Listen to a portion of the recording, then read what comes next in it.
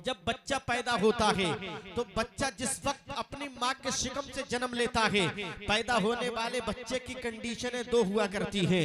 या तो पैदा होने वाला बच्चा रोता हुआ पैदा होता है, या फिर पैदा होने वाला बच्चा जो जमीन पे आ रहा होता है, जो अपनी माँ के शिकम से जन्म ले रहा होता है, उसकी कंडीशन या तो रोने की होती है या फिर खामोशी इख्तियार करके बच्चा पैदा हुआ करता है। लेकिन आइए सुनते चले जाइएगा इस्लाम के मुकद्दस शहजादो। आप कहोगे मौलाना ये बात आप क्या कर रहे हो, इस बात को करके हमें समझाना क्या चाह रहे हो? तो आइए मैं आप हजरात को बहुत तेजी के साथ सादा लोग गुफ्तगू करके आप हजरात को बताना चाहता हूँ।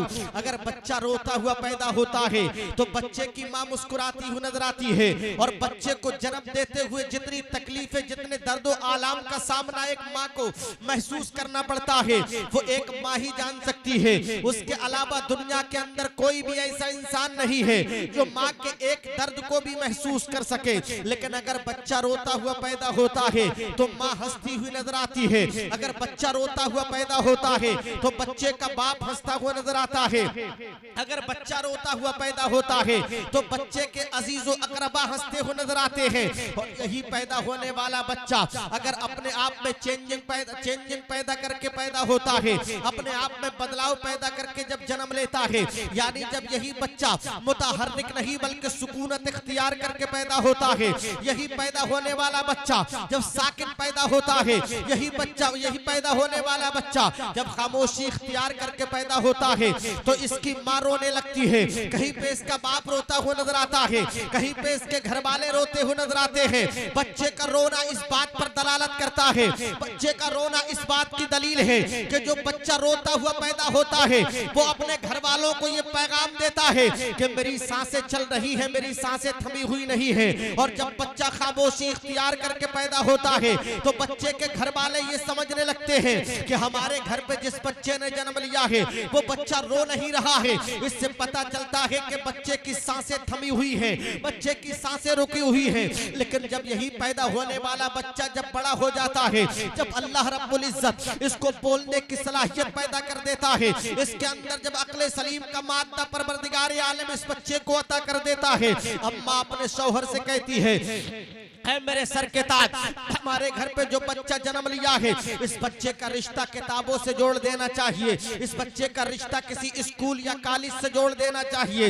इसलिए कि अगर बच्चे का रिश्ता किताबों से जोड़ा जाएगा तभी बच्चा समझ पाएगा कि हमारी बस्ती के अंदर जिक्र रसूल हो रहा है, हमें जिक्र मुस्तफा को सुनने के लिए जाना चाहिए। और जब हम अल्लाह के महबूबीन बंदों का जिक्र सुनेंगे तो हमारी नेकियों की जंबील बाबजन हो जाएगी। जब बच्चे का रिश्ता किताबों और कुरान और हदीस से जोड़ा जाएगा तभी बच्चा अपने बाप का हुक्म, उसके ऊपर क्या हक है, तभी अपने माँ बाप के हुकूक को समझ पाएगा। पड़ोसी का पड़ोसी पे क्या हक है तभी बच्चा समझ पाएगा। इस बच्चे का रिश्ता किताबों से जोड़ने के लिए माँ अपने सर के ताज से कहती है, अपने शौहर से कहती है ऐ मेरे सरताज, जब हमारा बच्चा बोलने लगा है अब इस बच्चे का रिश्ता किताबों से जोड़ देना चाहिए। लेकिन आइए सुनते चले जाइएगा मिल्लत के नौजवानों, मैं आपको अपने बच्चों को हाफिज और कारी बनाने के लिए नहीं कहता हूँ, मैं आपके बच्चों को आलिम दीन बनाने के लिए नहीं कहता हूँ, मैं आपके बच्चे को अपने वक्त का मुफ्ती वक्त बनाने के लिए नहीं कहता हूँ। इसलिए कि शरीयत में ये कहीं नहीं आया है, ये कहीं नहीं लिखा हुआ है कि आप अपने बच्चे को आलिम बनाइए, आलिम बनाना फर्ज है, आप अपने बच्चे को हाफिज बनाइए, हाफिज बनाना फर्ज है। बल्कि अपने बच्चे को सिर्फ इतना इल्म दीन सिखा दीजिए कि सही और गलत में क्या तमीज है, इस बात को एहसास कर ले, इस बात के बारे में आपका बच्चा समझ जाए। हराम और हलाल क्या है, इसके अंदर क्या तमीज है, इस बात को समझ जाए। बस इतना ही इल्म दीन सिखाना हमें अपने बच्चों के लिए फर्ज है। अरे मैं तो कहता हूँ इस्लाम के मुकद्दस शहजादों, आप इस्लाम की, आप दीन की तालीम नहीं बल्कि दुनिया की तालीम भी अपने बच्चों को इतनी दे दीजिएगा। जब आपके घर का कोई भी, आपके घर का कोई भी मरीज जब किसी हॉस्पिटल के अंदर पहुंचे और हमारे घर की लेडीज या खवातीन, हमारे घर की शहजादी या हमारी बहन या माँ जब अस्पताल के अंदर पहुंचे और उस माँ को जब हाथ लगाने के लिए कोई भी MBBS डॉक्टर जब हॉस्पिटल के अंदर आए तो वो आने वाला डॉक्टर कोई और नहीं, दूसरे धर्म से ताल्लुक रखने वाला नहीं, नहीं बल्कि मुस्तफा का कलमा पढ़ने वाला होना चाहिए। इस्लाम के मुकद्दस शहजादों, आप अपने बच्चों को दुनिया की तालीम इतनी आला दर्जे की दे दीजिएगा, जब आपको अपने घर को बनाने के लिए, अपनी बिल्डिंग को तामीर कराने के लिए जब किसी अच्छे इंजीनियर की जरूरत पड़े, तो हमारी बिल्डिंग का खाका तैयार करने वाला इंजीनियर भी किसी दूसरे धर्म से ताल्लुक रखने वाला नहीं बल्कि मुस्तफा का कलमा पढ़ने वाला होना चाहिए। और सिर्फ मुस्तफा का कलमा पढ़ने वाला ही नहीं बल्कि मसलक आला हजरत का सच्चा वफादार होना चाहिए। और आगे बढ़ के सुनते चले जाइएगा मिल्लत के नौजवानों, जब हमें अपने मुकदमे को लड़ने के लिए, जब हमारी फाइल किसी LLB वकील या किसी लॉयर के सामने या किसी एडवोकेट के सामने जाए, जो मुकदमा लड़ने के लिए हमारा वकील मुकर्रर हो वो भी कोई और नहीं बल्कि मुस्तफा का कलमा पढ़ने वाला होना चाहिए। और जिसके सामने हमारे मुकदमे की फाइल पड़ी हुई हो, जो जज की कुर्सी पे बैठने वाला जज हो, वो भी किसी दूसरे धर्म से ताल्लुक रखने वाला नहीं बल्कि मुस्तफा का कलमा पढ़ने वाला होना चाहिए।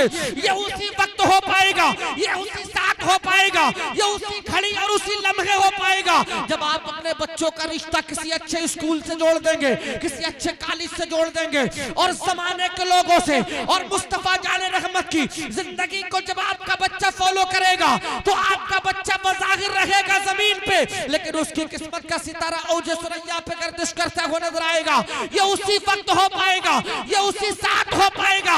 और मुर्शिद मन हुजूर ताजुश्शरिया की जुबान में जमाने के लोगों से हमें मिलकर के ये कहना पड़ेगा, अरे जिंदगी ये नहीं है किसी के लिए, जिंदगी है नबी के लिए, ना समझ मरते हैं जिंदगी के लिए, जीना मरना है सब कुछ नबी के लिए। अल्लाहु अकबर, या रसूल अल्लाह, जिंदाबाद जिंदाबाद, अल्लाहु अकबर, या रसूल अल्लाह। और मैंने तो तकरीबन अपना ये मामूल पिछले 6 महीने से ये बना लिया है, कोई भी खतीब हो तकरीर करने वाला, वो जिस मौजू पे तकरीर करे आज़ाद है, मैं उस पर कोई कैद नहीं लगा। लेकिन मैं हाथ जोड़ के बिनती हर एक खतीब से ये करता हूँ कि अपनी 1 घंटे की तकरीर में 10 मिनट का बयान तालीम पे जरूर होना चाहिए। आज हम इस बात का रोना लोते हैं कि हम मुसलमान हैं साहिब, अगर हम पढ़ भी जाते हैं तो हमें नौकरी कहाँ मिल पाती है। मैं कहता हूँ झूठा है तुम्हारा ये दावा, खोखली है तुम्हारी ये दलील। तुमने अपने आप को इस लायक बनाया ही नहीं है कि जो दूसरे लोगों की मजबूरी बन जाए, मसरूर होकर के नहीं बल्कि मजबूर होकर के भी उनको आपको पकड़ना पड़े।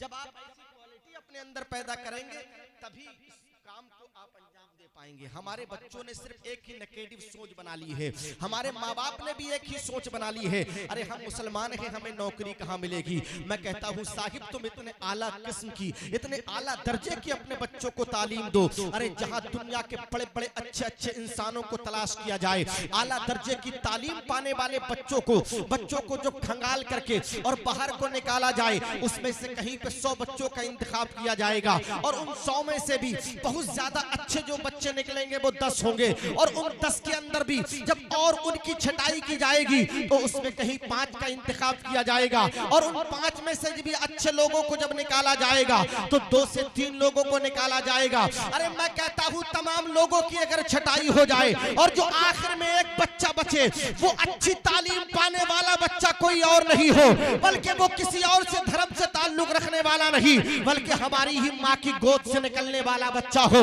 मुस्तफा का कलमा पढ़ने वाला हो, मसलक आला हजरत का सच्चा वफादार हो। तो आज के इस्लाम के मुकद्दस शहजादों, जब अपने बच्चों को इतनी आला किस्म की तालीम दे दोगे तो अगर दुनिया के दूसरे धर्म से ताल्लुक रखने वाले लोग अगर हमारे बच्चे को मसरूर होकर के नहीं लेंगे तो उनकी मजबूरी बन जाएगी, वो मजबूर होकर के हमारे बच्चे को लेंगे। अरे तभी तो मैं जमाने के लोगों से कहता हूँ, अरे चाहते होकर सवेरा इल्म हासिल कीजिए, दूर करना है अंधेरा इल्म हासिल कीजिए। आंख भी है कान भी है पर बिना इल्म हुनर आदमी है अंधा बहरा, इल्म हासिल कीजिए। बेशक सुभान इल्म होगा तभी रोशनी होगी और जब रोशनी होगी तभी आप किसी चीज को तलाश कर सकते। बेशक हमने बहुत दास्तानें सुन ली हैं और बहुत सुना दी हैं, सैकड़ों तकरीरें मेरी भी आप हजरात को यूट्यूब पर मिल जाएंगी, लेकिन इस छोटी सी मेरी कोई औकात नहीं है, ये सब मुझसे बड़े बैठे हुए हैं, मैं एक छोटा सा तालिब इल्म हूँ। मेरा ताल्लुक किताबों से जहाँ रहा है उस इदारे को जामिया नूरिया रज़विया बाकरगंज बरेली शरीफ के नाम से याद किया जाता है। पूरे बरेली शरीफ के अंदर बड़े बड़े जितने भी मदारिस हैं उन तमाम तर मदारिस में सबसे ऊंचा स्टाफ आला किस्म की तालीम पाने वाला अगर कहीं का है तो वो जामिया नूरिया रज़विया का है, बेशक जिसमें अपने वक्त के बहुत बड़े आलिम काजी शहीद आलम साहब क़िबला जैसी अजीम शख्सियत आज भी दर्स दे रही है। और बरेली शरीफ के अंदर मसलके आला हजरत और फतवा रज़विया जैसी आला हजरत की बड़ी अजीम किताब को जिसने बहुत सारी जिल्दों में तकसीम किया है, उसको पूरी दुनिया अल्लामा हनीफ खां साहब बरेलवी के नाम से याद करती है। वो उसके साबिक प्रिंसिपल भी रहे हैं हजरत, जल्द ही रिटायर हुए थे। तालीम के बारे में उन्होंने बच्चों को जो बताया, उनकी स्पीच में मैंने जो सुना, उनके सबक, उनसे सबक लेने के बाद जो मैंने अपने आप को महसूस किया तो मुझे पता लगा कि हाँ, अगर इंसान के पास तालीम होती है तो वो तालीम के जरिए अगरचे वो बज़ाहिर जमीन पे रहे। आज मौलाना हनीफ खां साहब यूट्यूब पर नहीं आते हैं, मौलाना हनीफ खां साहब की आपने तस्वीर नहीं देखी होगी, लेकिन अल्हम्दुलिल्लाह रब्बिल आलमीन उनके नाम के चर्चे दूर दूर तक होते हैं। उनके नाम वो लोग भी लेते हैं जिन्होंने कभी हजरत को देखा नहीं है, और हजरत की वो सादा जिंदगी है। अगर इंसान एक मर्तबे हजरत को देखेगा और उनका नाम सुनेगा और उनकी किताब पर जो उनका नाम चस्पा होकर के आता है, उनका नाम जो ऊपर की सतह में लिखा हुआ होता है, जब इंसान उनके नाम को देखता है और जब उनकी हाइट को देखता है, जब उनके पूरे मुजस्समे को देखता है, तो वो यूं भी मजबूर हो जाता है ये कहने पर हो ना हो मौलाना हनीफ कोई दूसरे ही होंगे, ये नहीं है। मैं कहता हूं लोगों, आज जो दुनिया के अंदर जगह जगह उनके चर्चे होते हुए नजर आ रहे हैं, वो बहुत ज्यादा मुदल्लल तकरीर तो मुदल्लल होती ही है, लेकिन आज जो दुनियादार लोगों को तकरीर चाहिए वो हजरत की तकरीर नहीं है। लेकिन फिर भी बड़े बड़े अकाबिर उलमा उनका जिक्र करते हैं। वजह कोई और नहीं है, वजह सिर्फ यही है कि उन्होंने तालीम पर बहुत ज्यादा फोकस दिया है, उन्होंने किताबों का बहुत ज्यादा काम किया है। अपने वक्त के एक बहुत बड़े राइटर, एक बहुत बड़े मुसन्निफ, एक बहुत बड़े लेखक का नाम हजरत अल्लामा हनीफ खां साहब क़िबला है। आइए सुनते चले जाइएगा इस्लाम के मुक़द्दस शहदादो, अगर जो इंसान किताबों पे काम करके मर जाता है, जो इंसान किताबें लिख करके मर जाता है, वो ज़ाहिर तो दुनिया छोड़ करके चला जाता है, वो ज़ाहिर तो हिंदुस्तान को खैराबाद करके कब्रिस्तान को आबाद कर जाता है, लेकिन जब तक के किताबें रहती हैं, जब तक को किताबों के पढ़ने वाले लोग रहा करते हैं, जब तक के किताबों से इल्म हासिल करने वाले लोग रहा करते हैं, जब तक के किताबों का मुताला करने वाले लोग जिंदा रहा करते हैं। अरे मैं तो कहता हूँ सुबह कयामत तक किताबें जब तक बाकी रहेगी, जब तक किताब के लिखने वाले का लोग नाम लेते रहेंगे, जब तक किताब के लिखने वाले का लोग याद करते रहेंगे। इसलिए कि किताब कभी मरती नहीं है, इसलिए कि किताब कभी मरती नहीं है। इंसान मर जाता है लेकिन किताबें जिंदा रहा करती हैं। इसलिए किताबों को बहुत ज्यादा पढ़िए आप हजरात। अगर आप किताबों को पढ़ेंगे तभी आप हजरात समझ पाएंगे सही और गलत क्या है। अब आइए सुनते चले जाइएगा मिल्लत के नौजवानों, हर इंसान को मरना है। मैं ये नहीं कहता कि मौत से किसी को इनकार है। आप कुरान के पढ़ने वालों से पूछ लीजिएगा, कुरान को फॉलो करने वाले, आपको मौत आएगी कि नहीं आएगी? तो कुरान का मानने वाला कहेगा मुझे मौत आएगी। यूं तो अल्लाह रब्बुल इज्जत ने 104 किताबों और सहीफों को नादिल फरमाया है, लेकिन इन तमाम तर किताबों और सहीफों में सबसे ज्यादा असमत वाली और मशहूर जमाना जो किताबें हैं वो कोई और नहीं है, बल्कि उनको 4 किताबों के नाम से याद किया जाता है। कहीं पे लोग तौरात, इंजील, ज़बूर और कुरान मजीद के नाम से याद करते हैं, लेकिन इन तमाम तर किताबों में सबसे ज्यादा अफसल किताब जो है, जिसको सबसे ज्यादा अफसलियत हासिल है, उस किताब को कोई और नाम से दुनिया याद नहीं करती है, बल्कि उसी किताब को कुरान मुक़द्दस के नाम से याद किया जाता है। मैं कुरान के मानने वालों से पूछता हूँ, कुरान के मानने वालों के आपको मौत आएगी कि नहीं आएगी? तो कुरान के मानने वाले मुत्तफिका तौर पर यकता जवाब देंगे, मौलाना ये कैसा सवाल कर रहे हो? अरे मौत तो हर शख्स को आनी है, अरे मौत तो हर शख्स को आनी है। मैं तौरात और ज़बूर और इंजील के मानने वालों से पूछता हूँ, ऐ लोगों जरा ये बताओ आपको मौत आएगी कि नहीं आएगी? तो तमाम तर किताबों पे अपना ईमान रखने वाले, अपना ईकान और विस्तान रखने वाले लोगों का यही जवाब होगा, मौलाना हमें मौत आएगी। अरे ये तो हमारी किताबें हो गई। अगर आप दूसरी किताबों पे ताल्लुक रखने वाले, यूं तो आप गीता को मानने वाले से पूछेंगे, आप आग की बंदगी करने वाले से पूछेंगे, आप हवा की बंदगी करने वाले से पूछेंगे आपको मौत आएगी कि नहीं आएगी, तो तमाम लोगों का मुत्तफिका तौर पर यकता जवाब होगा, हाँ हाँ हमें मौत आएगी। जब आपको मौत आनी है तो फिर हम मौत की तैयारी ऐसे ही किया करते हैं जैसे मेरे सामने आप मौजूद हो। आज नेकियां कमाने का मौका अगर हजरत जैसी शख्सियत हमें दे देती है तो हम नेकियां कमाने का जो मौका हमें फराहम हो जाता है उसको हम गनीमत नहीं जानते हैं, बल्कि उसको हम ऐसे ही निकाल दिया करते हैं। लोगों हम रात और दिन तो अपने कामों में मुलव्विज रहा करते हैं, हम दुनिया के लेबो लहम में मुलव्विज रहा करते हैं। अगर कभी कभी हमें कोई नेकियां कमाने का मौका फराहम कर देता है तो हमें उसे गनीमत जानना चाहिए, उसे हमें रायगा नहीं होने देना चाहिए। उस वक्त में जब नेकियां कमाने को हमें मिल रही हो तो मुफ्त में हमें नेकियां कमा लेना चाहिए, इसलिए कि जब मैदान महशर बर्पा होगा ऐसे आलम में एक एक नेकी की इंसान को जरूरत होगी। जब हमें नेकियों की जरूरत होगी तब ये हमें कल ये हमें आज जो हम यहाँ पर बैठे हुए हैं यही वक्त याद आएगा।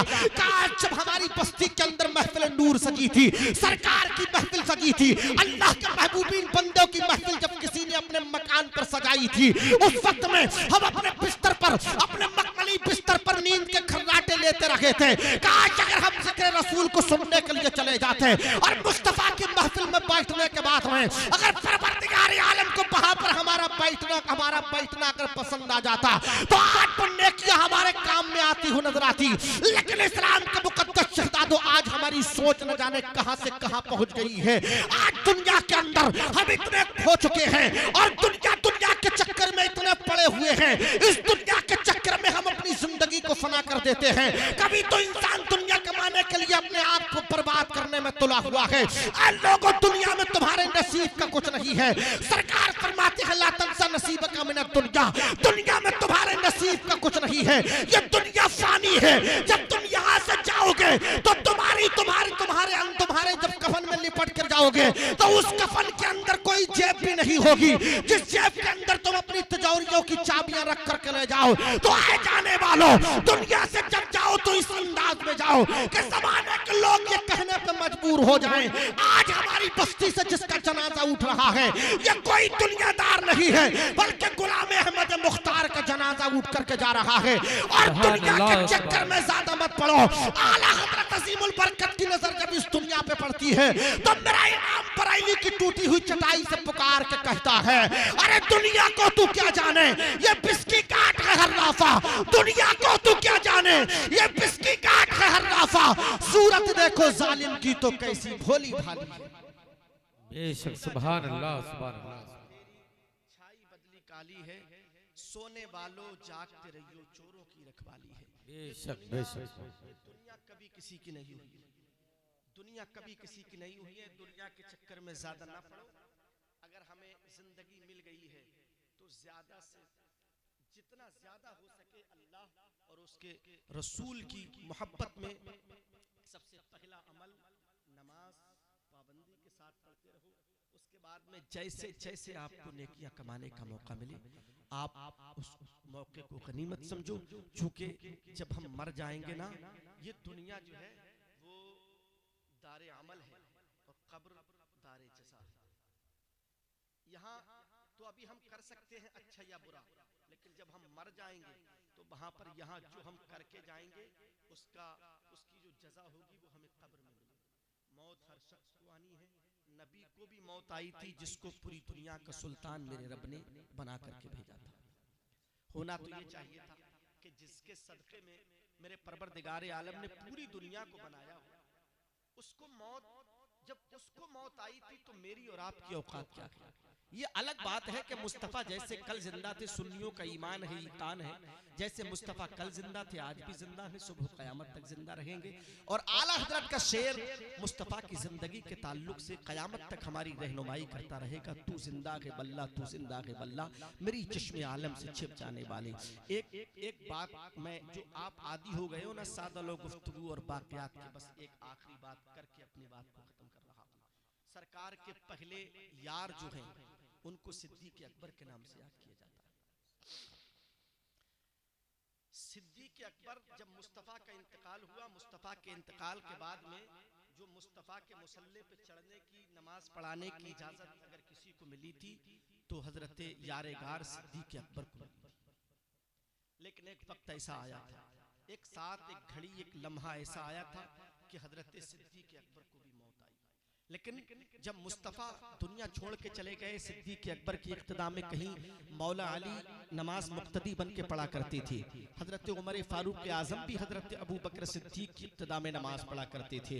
हम तमाम सहाबा वाले हैं, हम किसी के मुनकर नहीं हैं, किसी का इनकार करने वाले नहीं हैं, और हम तो डंके की चोट पे बाबा के दुहल कहते हैं सिद्दीक़ ही का पहला नंबर है। वो और लोग हैं जो अली का पहला नंबर बताते हैं। हजरत अली ने हजरत अबू बकर की इक़्तिदा में नमाज पढ़ी, हजरत उमर फारूक ने हजरत सिद्दीक़ अकबर की इक़्तिदा में नमाज पढ़ी थी, हजरत ज़ुन्नूरैन उस्मान गनी ने हजरत सिद्दीक़ अकबर की इक़्तिदा में नमाज पढ़ी थी। आज मेरा बेटा अगर दुनिया को छोड़ के चला जाता है ना तो बाप रोता हुआ नजर आता है। अगर किसी की माँ का इंतकाल हो जाता है तो माँ के बच्चे बिलखते हुए सिसकते हुए रोते हुए नजर आते हैं। आज मेरी माँ जा रही है, आज मेरा बाप मुझे छोड़ करके जा रहा है, मैं किसके बाप से बाप जा करके कहूंगा। जब हमारे बाप का इंतकाल होता है तो हमारी आंख से आंसू सावन और भादों की तरह टपकते हुए नजर आ रहे हैं। लेकिन आज जो सुनते चले जाइएगा, इस्लाम के मुकद्दस शहदादो मदीने की मुकद्दस ज़मीन है, और मदीने की मुकद्दस ज़मीन पर हजरत सिद्दीक़ अकबर का इंतकाल हो गया है। सिद्दीक़ का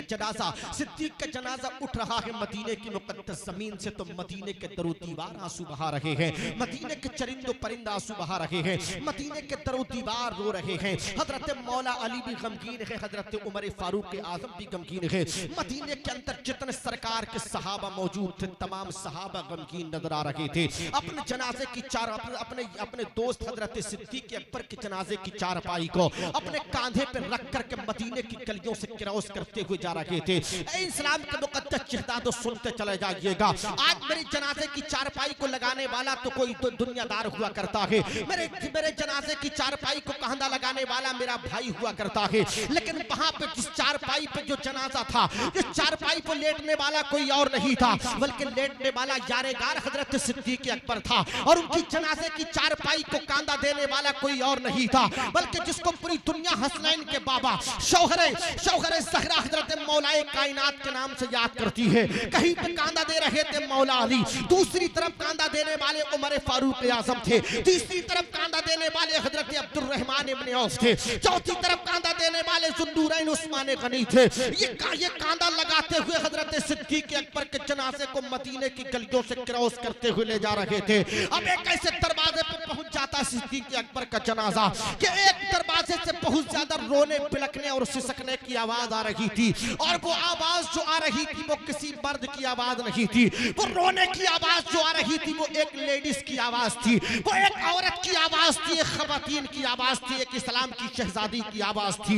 हजरत मौलाए कायनात दामाद पैगंबर के कानों से जब रोने की आवाज टच होती है तो मेरे आका हजरत अली अपने दोस्तों को हुक्म देते हैं, ऐ मेरे दोस्तों, हजरत सिद्दीक़ अकबर की जनाजे की चारपाई को यहीं पर रख दिया जाए, और दौड़ करके उसी दरवाजे के करीब में जाकर के अपनी सिमात को करीब करते हैं। पर्दे की आड़ से सुनते हैं आवाज, तो आवाज देने वाली कोई और नहीं थी बल्कि एक लेडीज थी, एक औरत थी। हजरत मौला अली कहते हैं, रोने वाली जरा ये तो बता दे, इस्लाम की शहजादी जरा ये तो बता दे, अरे तेरे रोने की वजह क्या है? अरे यार तो दुनिया से मेरा जा रहा है, लेकिन तेरे रोने का सबब क्या है? दोस्त तो दुनिया छोड़ के आज मेरा जा रहा है, लेकिन तेरे रोने का उसूल कर्ज़ गायत और ज़ाब्ता क्या है? जब हजरत अली ने पर्दे की आड़ से इतना कहा था तो पलट की आवाज एक लेडीज की आती है और अली से कहती है, अली अरे मुझे मालूम है तुम्हारा दोस्त दुनिया छोड़ करके जा रहा है, मुझे मालूम है तुम्हारा यार दुनिया छोड़ करके जा रहा है, लेकिन मैं जो मेरी आंख से आंसू जो सावन और भादों की तरह जमीन पे टप टप कर रहे हैं, मेरे रोने की वजह कोई और नहीं है, मेरे रोने का सबब कोई और नहीं है, बल्कि मेरे शौहर का इंतकाल बहुत पहले हो चुका है।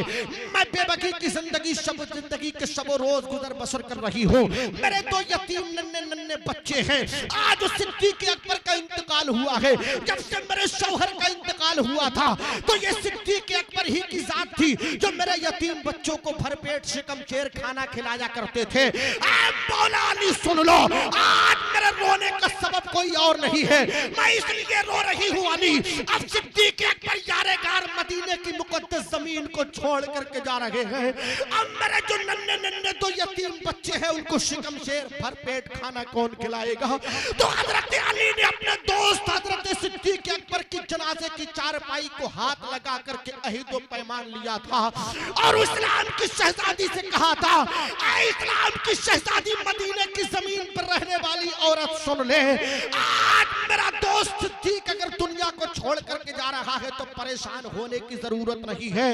मैं अपने दोस्त के जनाजे की चारपाई को हाथ लगा के ये कसम उठाता हूँ, जब तक कि मैं अपने बच्चे इमाम हुसैन को खाना नहीं खिलाऊंगा, जब तक कि तेरे यतीम बच्चों को भरपेट खाना नहीं खिला दूंगा। तभी तो किसी ने कहा था कयामत तक उसी इंसान का एहसान बाकी है, उसी इंसान के सदके में तो ये इस्लाम बाकी है जो सारी जिंदगी खाता रहा सूखी हुई रोटी, उसी इंसान के बच्चे का दस्तरखान बाकी है। अल्लाह अकबर, या रसूल अल्लाह, या रसूल अल्लाह, जिंदाबाद, अल्लाह अकबर, सुभान अल्लाह। अगर अपने लिए जियोगे तो मिटा दिए जाओगे, दूसरों की मदद और दूसरों की खैरखाई, दूसरों की इमदाद करते करते मर जाओगे तो तुम मर भले ही जाओगे लेकिन तुम्हारा नाम जिंदा रहेगा। सिद्दीक को पूरी दुनिया क्यों याद कर रही है? हजरत अली को दुनिया क्यों याद कर रही है? सरकार के जुमला खुलफा को दुनिया क्यों याद कर रही है? उन्होंने जिंदगी अल्लाह की रजा जिसमें थी उसी में अपनी जिंदगी के सब रोज वक्फ कर दिए थे। सुन्नत रसूल के मुताबिक उन्होंने अपनी जिंदगी को गुजारा था। और बच्चों की जिंदगी, बच्चों को परवान चढ़ाने में, बच्चों का भविष्य संभालने में सबसे बड़ा रोल अगर किसी का होता है तो माँ बाप का हुआ करता है। तारीखी 7 चैप्टर 1-2 मिनट का और ऑन करता हूं आपके सामने। हजरत बादशाह हारून रशीद अपने वक्त के बहुत बड़े बादशाह गुजरे। इलेक्शन का भी दौर है, मैं उन लोगों तक भी ये बात पहुंचाना चाहता हूं। हारून रशीद जहां अपने वक्त का एक बहुत बड़ा बादशाह था, वहां अपने वक्त के एक अल्लाह के बहुत बरगुज़ीदा बंदे भी थे, बहुत बड़े वली कामिल भी थे। उनका भी एक बेटा था, उनका भी एक बच्चा था। जब उनका बच्चा समझदार हो गया, अक्ल सलीम का मादा अल्लाह रब्बुल इज्जत ने जब उसे दे दिया तो उन्होंने अपने बच्चे के हाथ में तीर और कमान दिया और बच्चे से कहा, बेटे मेरे लाल, जाओ जंगल की तरफ चले जाओ, इस तीर और कमान को चलाओ ताकि तुम चलाना सीख जाओ। इसलिए आज हम अपने बच्चों को परवान इसलिए चढ़ाते हैं, ये सोच करके चढ़ाते हैं, अगर आज किसी के 4 बेटे होते हैं ना, अगर किसी के 5 बेटे, अल्लाह रब्बुल इज्जत अपने कर्म से किसी को 5 बेटे दे दिया करता है, तो अपने बराबर में रहने वाला जो गरीब है ना, जिसके घर पे बेटियां होती हैं उसके पास में बेटा नहीं होता है, या होता है तो 1-2 बेटा होता है, उसे कमजोर समझ करके वो तो यूं अपने जुनून में ऐसा ऐठा रहता है, अरे मेरे पास तो 5 बेटे हैं, मेरी 5 लाठियां हैं, जब मैं चलूंगा आगे तो मेरे साथ में 5 लाठियां मेरे पीछे चलेंगी। अरे देने वाला परवरदिगार आलम है तो लेने वाला भी तेरा रब है, अरे ये तूने कैसे भुला दिया है?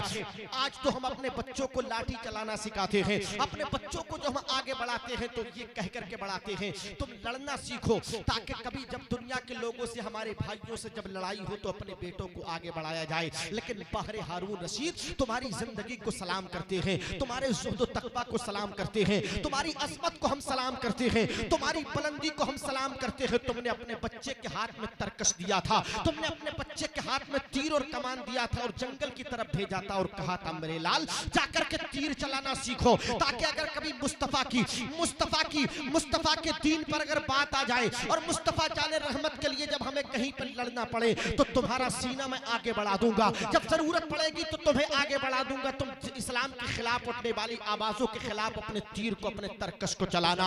यह हारून रशीद ने अपने बेटे को सबक दिया था, कोई मामूली इंसान नहीं था, अपने वक्त का एक बहुत बड़ा बादशाह था, जिसके किस्से आपको बड़े बड़े किताबों के अंदर मिल जाएंगे। यही हारून रशीद का बादशाह जब बच्चा पहुंचता है जंगल में, अपने कमान से जब तीर निकालता है तो उसके कमान से निकलने वाला तीर एक गरीब के मशकीजे में जाकर के चुभ जाता है, एक गरीब के मशकीजे में जाकर के लग जाता है और उस गरीब का मशकीजा फट जाता है। जब मशकीजा फटता है तो वो गरीब वहां पर रोने लगता है, रोने और बिलखने से सकने लगता है और दौड़ करके उसी बच्चे के करीब में आ जाता है और बच्चे से आकर के कहता है, बेटा मैं आपको जानता तो नहीं हूं कि आप हो कौन, आप कौन हो, आपका ताल्लुक कहां से है, लेकिन मेरे पास में अपने बच्चों को खाना खिलाने के लिए मेरे पास में कमाई करने का सिर्फ एक यही जरिया था जो मशकीजा था।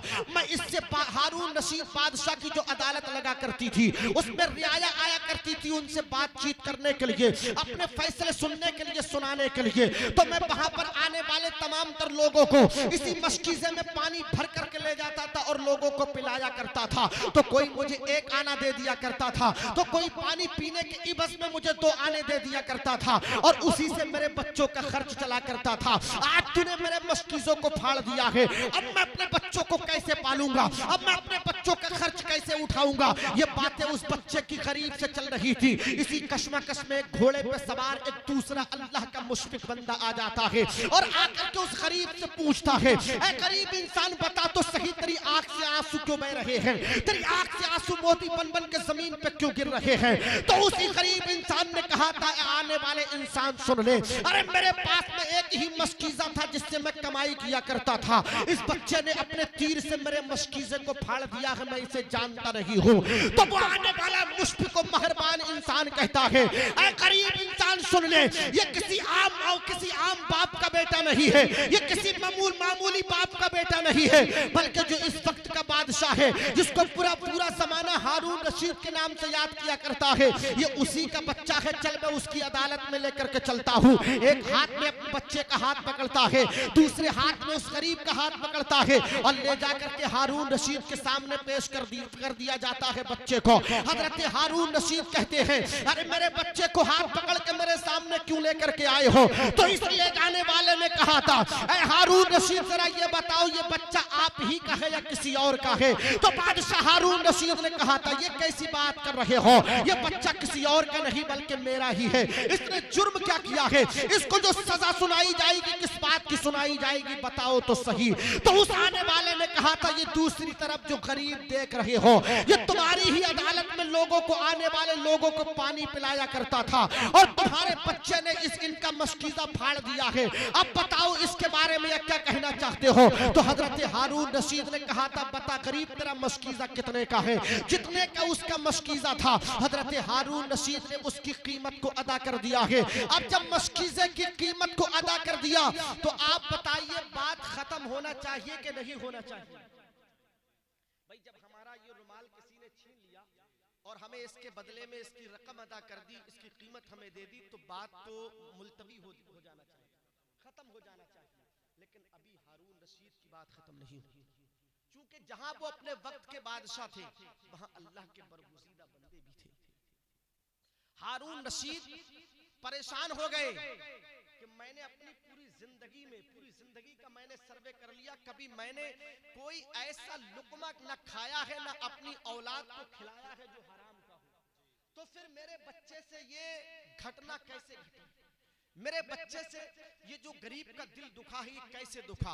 इसलिए कि अगर हम अपने बच्चों को हराम की कमाई खिलाया करते हैं तो वो हमारे भी नाफरमान हुआ करते हैं, हमारी फरमाबरदारी भी नहीं किया करते हैं, लोगों का दिल भी दुखाते हैं। अगर हम हलाल कमाई अपने बच्चों को खिलाते हैं, आपको मालूम नहीं है, अगर हम लोग कहते हैं कि हमारे बच्चे बिगड़ गए हैं, हमारी बात नहीं मानते हैं, मैं कहता हूँ अपनी पुरानी जिंदगी का सर्वे करो। तुमने अपने बच्चों को अपनी कमाई हलाल खिलाई थी या हराम की खिलाई थी। हारून रशीद बादशाह अपने उस तख्त से उठते हैं और उठने के बाद में अपनी बीबी के पास पहुंचते हैं जिसका नाम जुबैदा था। वो उस वक्त खाना खा रही थी और जाकर के तेज रफ्तार आवाज में अपनी बीबी से कहते हैं, जुबैदा जरा ये तो बताओ, ये तुम्हारे बच्चे ने आज एक गरीब का दिल दुखाया है, मैंने अपनी पूरी जिंदगी का सर्वे कर लिया है, कभी एक भी हराम का लुक्मा अपने बच्चों की रगों में जाने नहीं दिया है। जरा ये बताओ कि तुमने अपनी जिंदगी में कौन सी ऐसी खता की है जिसकी वजह से मेरे इस बच्चे ने किसी गरीब का दिल दुखाया है। तो बीबी ने जब उनकी लाल पीली आंखें देखी थी और उनको बिजली की तरह तड़पता हुआ देखा था तो जुबैदा खाना खाने से रुक जाती है। और हारून रशीद बादशाह अपनी बीवी से, अपनी बेगम से कहते हैं, जुबैदा खा लो जितना खाना खाना है, हो सकता है तुम्हारी जिंदगी का ये आखिरी खाना हो। जब जुबैदा ने अपने शौहर से इतना सुना था तो वो भी परेशान हो जाती है। कहती है, अपने सर को अपने सरताज के कदमों में झुका के कहती है, ऐ मेरे सरताज, मैं थोड़े से वक्त की मोहलत चाहती हूँ, उसके वक्त में तुम्हें इजाजत रहेगी, तुम जो चाहो फैसला सुना देना। बादशाह हारून रशीद ने कहा था, ठीक है मेरी बेगम, मैं तुम्हें कुछ मिनट कुछ सेकंड की मोहलत देता हूँ, लेकिन बाहर जुबैदा तुम्हारी अजमतों को सलाम। अरे शौहर हो तो ऐसा हो और बीबी हो तो ऐसी हो। अब वो बीबी कहीं और नहीं जाती है बल्कि लोटे में पानी लेकर के वुजू बनाती है और वुजू बनाने के बाद में मुसल्ला बिछा करके अपनी पेशानी को अपने अल्लाह के हुजूर झुका देती है और बारगाह रब्बुल उला में रो करके दुआ करती है, मौला अब मुझे तू इतनी अकल दे दे, मुझसे पुरानी जितनी भी जिंदगी मेरी गुजर गई है, आज से पहले की जितनी जिंदगी मेरी गुजरी है, मुझे अपनी जिंदगी के तमाम जो घंटे मेरी जिंदगी में गुजरे हैं, जो मिनट और जो सेकंड जो मैंने गुजारे हैं अब से पहले अपनी जिंदगी के, वो तमाम वक्त मुझे याद आ जाए। अल्लाह रब्बुल इज्जत ने जुबैदा की दुआ को कबूल कर लिया था और उनकी पुरानी जो माजी बईद में उनकी जिंदगी गुजरी थी, उनको पूरी अपनी जिंदगी के शब रोज याद आ जाते हैं। और जैसे ही उन्हें एक बात याद आती है तो अब जाकर के अपने सरताज से कहती है, मेरे सर के ताज, मुझे बात याद आ गई, मैंने अपनी जिंदगी में कोई हराम लुकमा तो नहीं खाया था, मैंने किसी का दिल दुखा के कोई रोटी का टुकड़ा तो नहीं खाया था, लेकिन एक वक्त ऐसा था, एक टाइम ऐसा था कि आपके सर पे लगने वाली जो टोपी थी वो फट गई थी और वो टोपी आपने मुझे सिलने के लिए दी थी। मैं लोहे की सुई से, जिस सुई से हम अपना भी कपड़ा सिला करते हैं, उसी सुई से मैं आपकी फटी हुई टोपी सिल रही थी। इसी कश्मकश में मेरे पड़ोस की एक औरत आती है, अंगूर की कुछ थैली लेकर के, कुछ अंगूर लेकर के मेरे पास में आती है। उस वक्त में ये जो मेरा बेटा है ये मेरे शिकम के अंदर था, ये मेरे पेट के अंदर था। और जब माँ हामला हुआ करती है, जब औरत हामला हुआ करती है, जब उसके शिकम में उसका बच्चा हुआ करता है तो उसका दिल कभी खट्टी चीजें खाने के लिए किया करता है, कभी मीठी चीज खाने के लिए किया करता है। तो वो आने वाली औरत जो अंगूर लेकर के आई थी, उसने आकर के जुबैदा से कहा था, जुबैदा ये अंगूर रख करके मैं जा रही हूँ, अभी आ रही हूँ, आकर के उठा लूंगी। वो औरत तो वहां से चली गई थी, लेकिन मेरा दिल उधर जब माइल हुआ था तो मैंने एक अंगूर उसकी थैली से निकाला था। मैंने अंगूर का वो दाना खाया तो नहीं था, सिर्फ जो कपड़ा सिलने वाली जो टोपी आपकी जिस सुई से सिल रही थी, उस सुई को मैंने उस अंगूर में चुभोया था और वो उस सुई निकाल करके अपनी जुबान से टच कर ली थी, उसके जायके को मैंने महसूस कर लिया था। ऐ मेरे सरताज सुन लो, बस यही मेरी पूरी जिंदगी की खता है, जो मैंने उससे इजाजत नहीं मांगी थी और उसकी बगैर इजाजत के उसके अंगूर से निकलने वाले कहीं छोटे से अर्क को मैंने अपनी सुई में टच करके अपनी जुबान से मस कर दिया था, बस यही मेरी खता है। तो बादशाह हारून रशीद समझ जाते हैं और कहने लगते हैं, ऐ जुबैदा, हाँ यही बात हो सकती है, क्योंकि मैंने अपनी पूरी जिंदगी का सर्वे कर लिया, मैंने कभी किसी का दिल नहीं दुखाया था। तो मुझे पता चल गया तेरी तूने अपनी जो सुई थी वो किसी की बगैर इजाजत किसी के अंगूर में डाली थी और आज तेरे उसी बच्चे ने, जो बच्चा तेरे शिकम में था, इसने अपना तीर किसी गरीब के मशकीजे में डाल दिया था। सुभान अल्लाह, सुभान अल्लाह। और हलाल एक बहुत बड़ी चीज है। हलाल खाओगे तो बज़ाहिर तो आपको लगेगा कि हम परेशान हैं, हमारे पास दौलत नहीं है, हमारी जिंदगी अच्छी नहीं गुजर रही है, लेकिन याद रखिएगा इस्लाम के मुक़द्दस शहज़ादों, आप ही की जिंदगी अच्छी गुजर रही है। बहुत ज्यादा दौलत, बहुत ज्यादा पैसा इंसान को गुनाहों की तरफ ले जाता है। बहुत कम लोग ऐसे होते हैं जो पैसा पाने के बाद में, पैसा कमाने के बाद में, आज तो हजरत मुझे खुद भी पता नहीं कि मैंने क्या बोल दिया है, कहाँ से बोल दिया है, बस जो भी बोल दिया है, जितना बोल दिया है, अल्लाह रब्बुल इज्जत इसको कबूल फरमा ले। फिर कभी हजरत हाफिज़ कारी अबरार साहब क़िबला की तकरीर मेरे ऊपर उधार है, कभी इंशाअल्लाह अज़ीज़ वक्त रहा तो मैं इनका उधार चुकाने की कोशिश करूँगा। मैंने जो बोला है, आपने जो सुना है, बतकाज़ा बसीरत इंसान होने के नाते किसी तरीके की कोई भी गलती, खामी, कोताही, लग़्ज़िश अदबन एहतरामन बाकी हो गई हो, मैं इन तमाम तर उलमा, सामीन व सामियात को गवाह बनाकर तौबा करता हूँ। अस्तग़फ़िरुल्लाह रब्बी मिन कुल्ली ज़ंबिन व अतूबु इलैह। कलमा शरीफ पढ़ लीजिए, ला इलाहा इल्लल्लाहु मुहम्मदुर रसूलुल्लाह।